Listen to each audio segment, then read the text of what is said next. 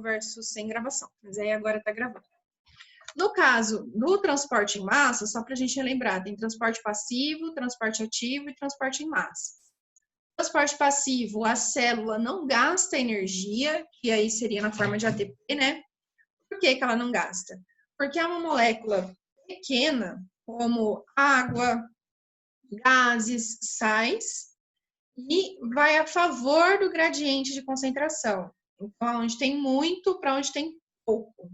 Então, a célula não tem essa preocupação de gasto energético. Tá?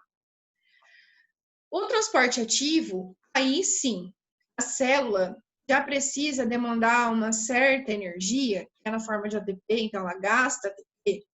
Por quê? O transporte acontece contra o gradiente de concentração. Significa que se aqui está hipertônico, aqui está hipo, vai acontecer do hipo para o hiper. Então, onde tem pouca concentração para onde tem muita concentração, para concentrar ainda mais. Tá? Por isso que a célula precisa gastar energia.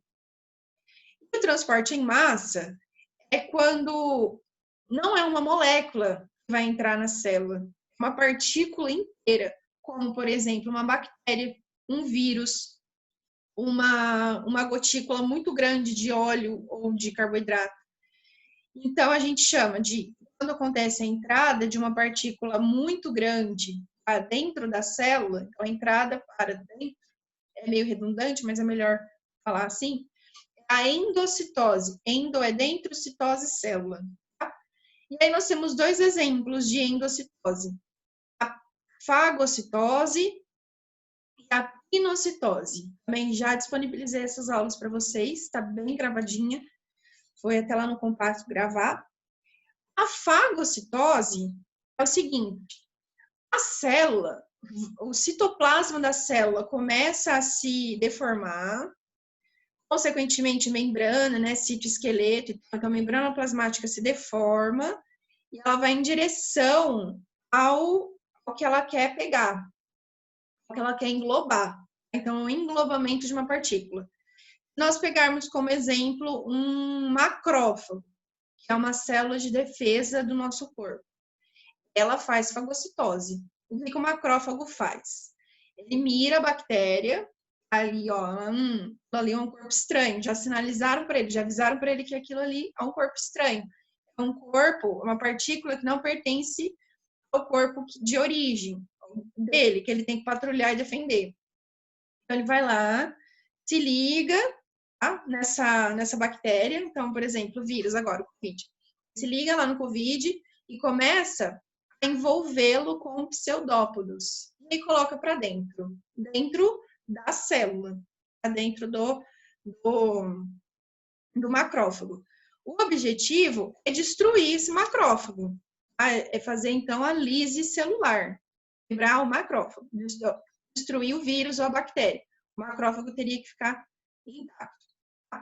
Então, ele lança os pseudópodos, coloca para dentro e vai formar, então, uma vesícula chamada fagossomo. E esse fagossomo, então, ele vai digerir o que tem ali dentro. Então, se for uma célula de defesa, tipo um macrófago, vai destruir a bactéria ou o vírus. Acho que todo mundo aqui já teve algum dia uma infecção, né? Fez um corte, infeccionou, uma unha encravada que infeccionou e gerou pus. O que é o pus? Macrófago bom, macrófago que já está destruído, bactéria boa, ou seja, está vivaça, fazendo a infecção, e bactéria morta. Tá? Por quê? Porque depois que o macrófago fez esse processo de endocitose do tipo fagocitose, ele digeriu, ele tem que mandar para fora da célula.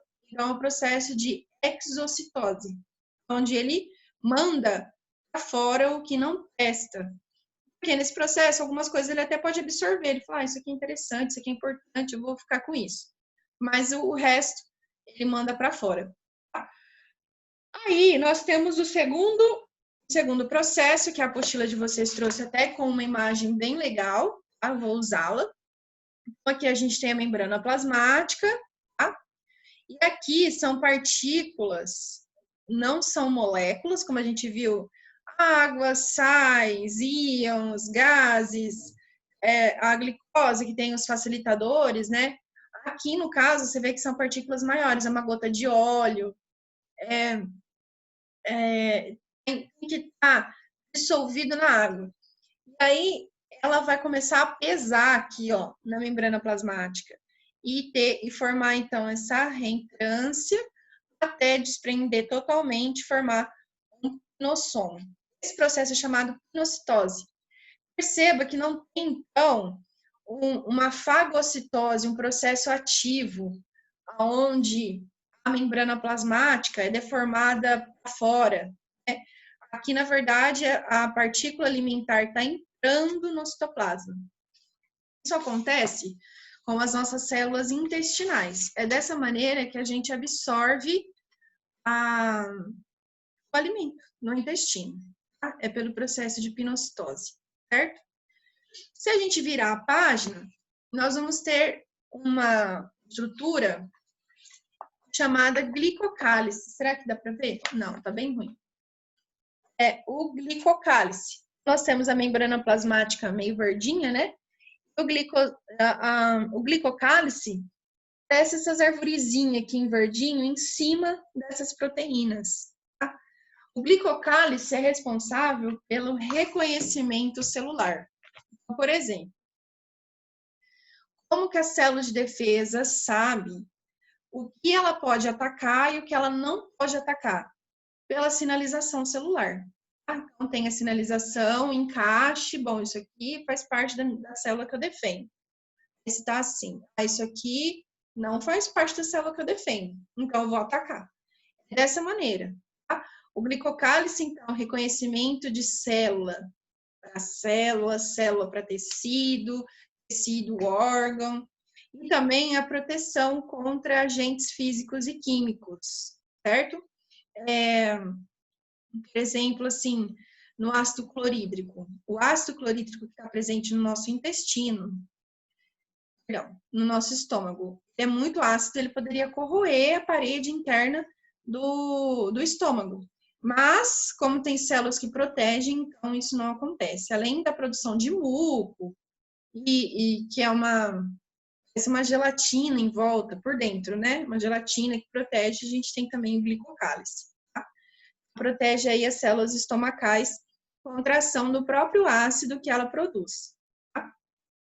E aí, mais um envoltório celular, além da membrana plasmática, é a parede celular. Um pouquinho dela a gente já viu, né? Nós temos a parede celular feita de celulose, que vai estar mais presente, né? Vai ser presente nas plantas, na célula vegetal, planta e alga, mas também a gente tem nos fungos, tá? E são os peptidioglicanos, então ele vai formar, tipo, acho que vocês já devem ter comido shiitake, shimeji. Champignon não dá para ver, mas o shiitake e o shimeji, que tem uma cobertura um pouco mais escura, aquilo ali é uma parede celular, tá? É uma certa proteção. E a parede celular mais, assim, clássica, da bactéria, é feita de mureína, todos eles são carboidratos, tá?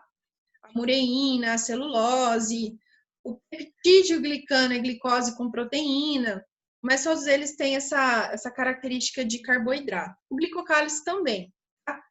Aí vocês vê glicolipídio, glico, carboidrato, glicose, que não é glicose, tá? É só o glico vem de carboidrato. Glicolipídio, então é um carboidrato associado com lipídio, gordura. Aí o outro nome é glicoproteína, glicose associada com proteína. Então, são moléculas, beleza? E a parede celular, então, ela tem essa função, essa função de proteger a célula, tá? Então, a célula procarionte, que é uma bactéria, a célula vegetal, tá? O fungo, vai ter também. Aí, apesar dos nomes aqui, não precisa ser AT, lamela média, parede primária, secundária, porque isso vocês vão ver em botânica, vai ser importante mesmo vocês verem isso em botânica, né? Mas parede primária, parede celular primária, é a celulose.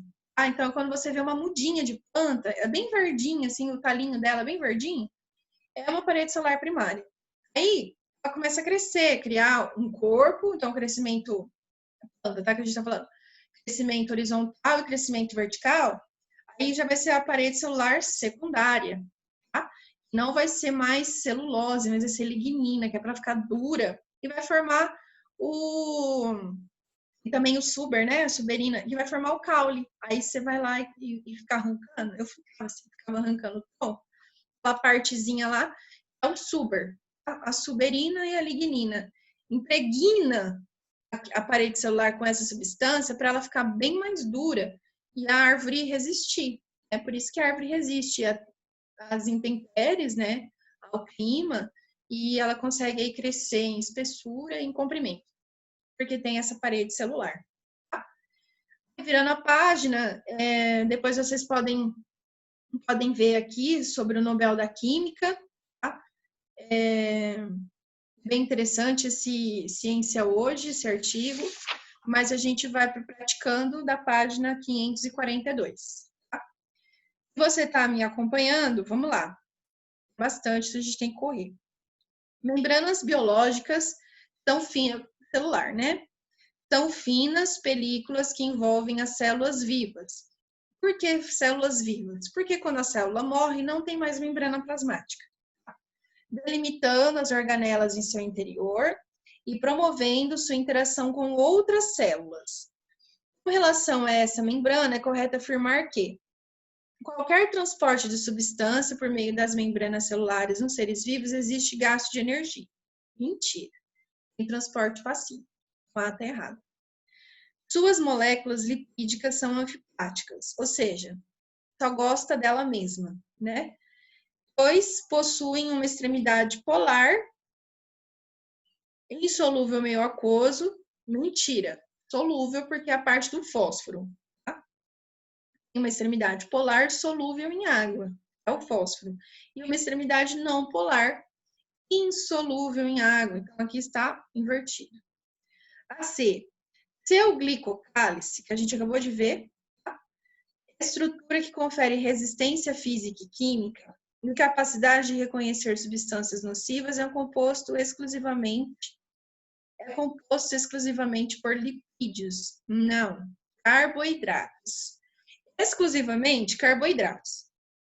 Aí tem aquelas variantes que eu falei, glicolipídios ou glicoproteínas, mas carboidrato, tá? Então, só sobra D, né?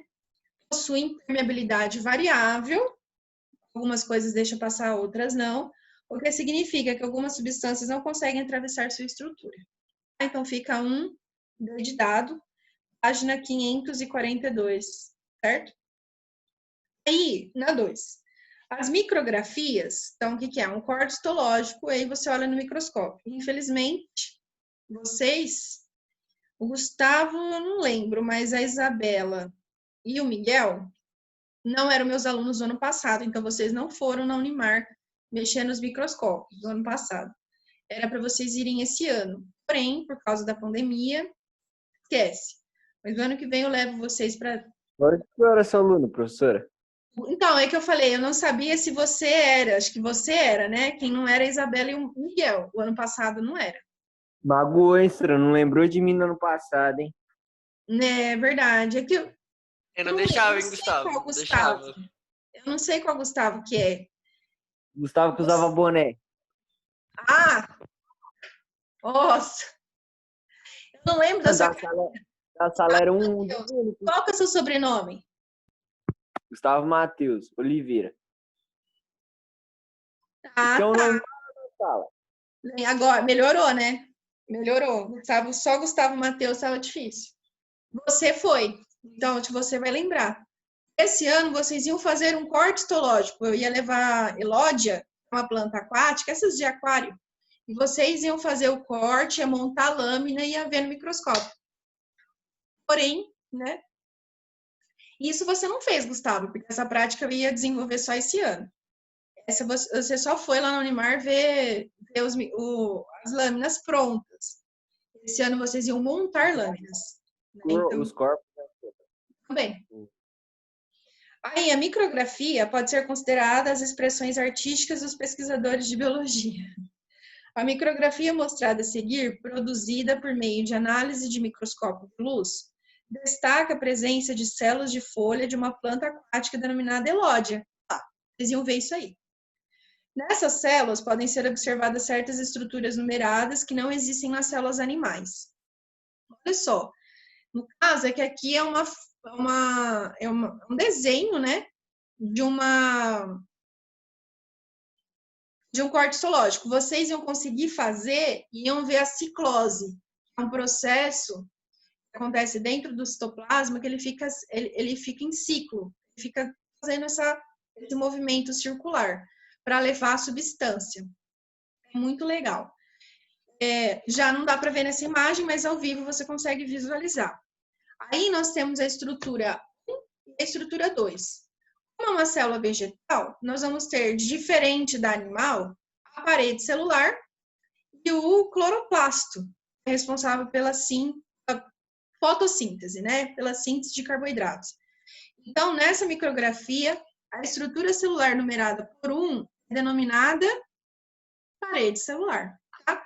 Não é o núcleo, nem dá para ver o núcleo aqui, não é o glicocálice, porque a vegetal não tem glicocálice, não é o citossol, todas têm, não é exclusivo de vegetal, e membrana plasmática também não é exclusivo. Tá? Então, aí fica a parede celular. É isso. É para a gente colocar, né, os números de acordo, né, com o que está falando. Então, tá. Associe os conceitos ao mecanismo de transporte através das membranas. Então, o conceito do que está falando? O movimento de moléculas de soluto do local onde estão mais concentradas para onde estão menos concentradas, de uma maneira a igualar a concentração. Bom, isso é transporte passivo. Como aqui não tem exatamente transporte passivo, ele desmembrou, né? Nos 3, osmose, difusão simples, difusão facilitada. Osmose é passagem de água, difusão facilitada precisa de um agente facilitador, então não está descrevendo aqui, não é. Só pode ser difusão simples, então a gente começa ali com o 2. Tá? Aí só tem uma alternativa que começa com a 2, que é a C, mas vamos dar continuidade. Movimento de moléculas de soluto através de proteínas transportadoras, olha lá, e não requer gasto de energia, ocorre a favor do gradiente de concentração. Então, a gente tem a difusão facilitada. Essa 3 é típica prova, perguntinha de prova. Movimento de moléculas de água através de membrana semipermeável, no sentido da solução menos concentrada para mais concentrada. Falou em água, movimento da água. Já vai sempre para a osmose. Tá? Então, fica 1. Movimento de molécula de soluto através de proteínas transportadoras do meio menos concentrado para mais concentrado, contra o gradiente de concentração ocorrendo com gasto de energia. Só pode ser transporte ativo, número 4. Então, fica a alternativa C. 2, 3, 1, 4. Tá? 4, Jesus amado. É um texto gigantesco. Vamos ver. Vou lendo. Qualquer coisa a gente vai pulando partes aí. Já o poder criativo da imperfeição. É adaptado da Folha, em 2013, pelo Marcelo Glazer. Não conheço. Acho que deve ser aquele redator, né? Adaptado da Folha, então acho que é. Já escrevi sobre como nossas teorias científicas sobre o mundo são aproximações de uma realidade que podemos compreender apenas em partes. De fato. Ainda mais para vocês, né, que não são da área, complica. Nossos instrumentos de pesquisa, que tanto ampliam nossa visão de mundo, têm necessariamente limites de precisão. Sim, principalmente microscópio, né? Por mais que a gente consiga ver, ainda não vê tudo. Precisa de outros instrumentos. Não há dúvida que Galileu, com seu telescópio, viu mais longe do que todos antes dele, mas não viu tudo. Também não há dúvida de que hoje vemos muito mais do que Galileu poderia ter sonhado em 1610, verdade? E certamente em 100 anos nossa visão cósmica terá sido ampliada de forma imprevisível. A gente não sabe daqui 100 anos o que a gente vai descobrir, né? Quem sabe a gente vê outras dimensões, né? No avanço do conhecimento científico, vemos um conceito que tem um papel essencial, a simetria. Já desde os tempos de Platão, há uma noção de que existe uma linguagem secreta na natureza, uma matemática por trás da ordem que observamos. Acho que foi Platão, inclusive, ou Aristóteles, que falou que a matemática é o alfabeto com o qual Deus escreveu o universo. O que ele quis dizer? Existe um alfabeto perfeito e simétrico, que ele é a matemática.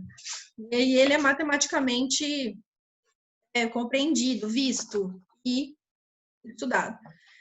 Então, Platão, e com ele muitos matemáticos até hoje, acreditavam que os conceitos matemáticos existiam em uma espécie de dimensão paralela, acessível apenas através da razão. Nesse caso, os teoremas da matemática, como o famoso Teorema de Pitágoras, existem como verdades absolutas, que a mente humana,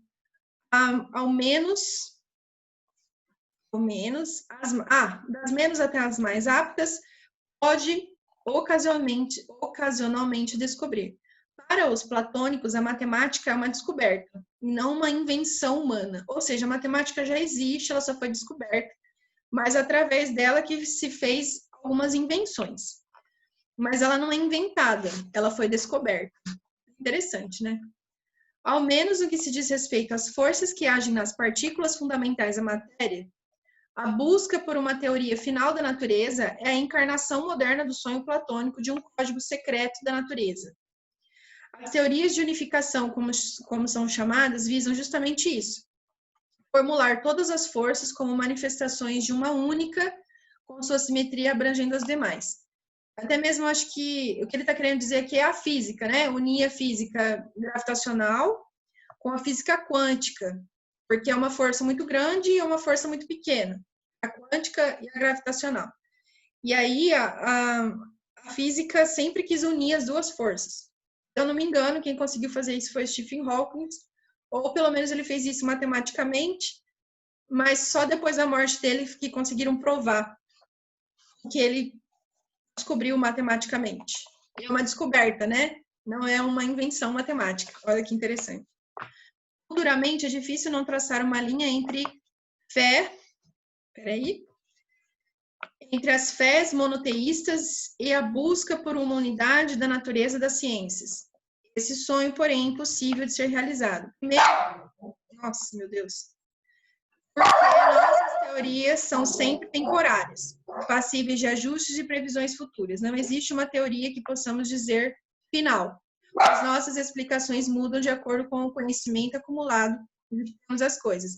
Vocês viram no começo do ano aquela briga sobre os abiogenistas e os biogenistas, como eles discutiam, e precisou vir Pasteur desenvolver aquele equipamento para conseguir provar, né? Aí foi uma invenção, né? Ele inventou um equipamento para mostrar algo, e depois o microscópio, e assim vai. Segundo, porque nossas teorias e assimetrias que detectamos os padrões seculares da natureza são, em geral, aproximações. Não existe uma perfeição no mundo, apenas em nossa mente. De fato, quando analisamos com calma as unificações da física, vemos que são aproximações que funcionam apenas dentro de certas condições. O que encontramos são assimetrias, imperfeições que surgem desde as descrições das propriedades da matéria até as das moléculas que determinam a vida. As proteínas e os ácidos nucleicos, por trás da riqueza que vemos nas formas materiais, encontramos a força criativa das imperfeições. A composição assimétrica da membrana plasmática possibilita alguns processos fundamentais para o funcionamento celular. Um processo associado diretamente à estrutura assimétrica da membrana plasmática síntese de proteína. A membrana plasmática não sintetiza proteína, quem faz é o DNA, como vocês viram, né? Através, então, do RNA e do ribossomo e do retículo. Armazenamento de glicídios, não, quem faz é o complexo de Golgi. Transporte seletivo de substâncias, acho que é mais adequado para o que a membrana plasmática faz. Então, fica 4C. A 5, bem rapidinho aqui, nos vegetais, uma parede celular envolve a membrana plasmática. Cite o principal tipo de carboidrato que compõe a parede celular dos vegetais. O principal tipo, como eu falei, é a celulose. Tá? Indique ainda as duas principais funções da parede celular. Primeiro, ela protege contra... Bom, ela protege a célula, né? E depois, ela dá uma rigidez, impedindo que a célula se rompa, estoure. Tá? Ou mesmo quando ela murchar, ela se rompe. Aconteça morte celular. Então, duas coisas, a proteção da célula e a rigidez da célula. E, no caso, é a celulose, principal carboidrato. Na 6, um pesquisador montou um experimento usando a epiderme do caule jovem de uma planta, a epiderme é pele do caule de uma planta jovem, e uma suspensão de hemácias, ou seja, célula animal e célula vegetal. Esses dois conjuntos de células foram inseridos em água destilada em solução salina concentrada, ou seja, em uma tem muito sal e na outra não tem nada de sal.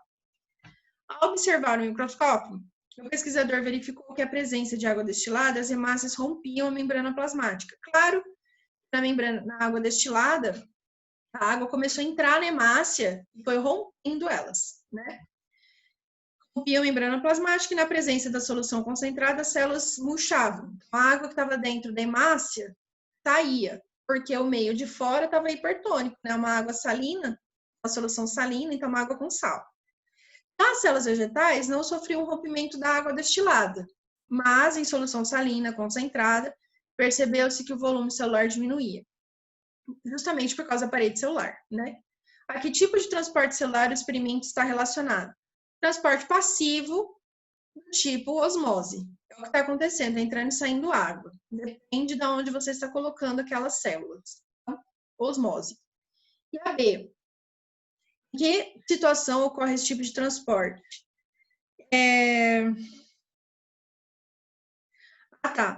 Numa situação onde há concentrações diferentes entre o meio interno da célula e o meio externo. Então, onde tem concentração diferente de sais. E a C. A que se deve a diferença de comportamento da célula vegetal em relação ao animal? A presença da parede celular. Presente, né, nas células vegetais, que não vai ter na hemácia. Certo? Alguma dúvida, queridos? A gente acaba os exercícios praticando aqui, que o praticando é o que vocês não têm resposta, né? O desenvolvendo a habilidade complementar, vocês têm. Então, é isso aí, a gente acabou, graças a Deus, a apostila 1. E eu queria saber se vocês têm dúvida, eu vou parar de gravar agora, tá bom?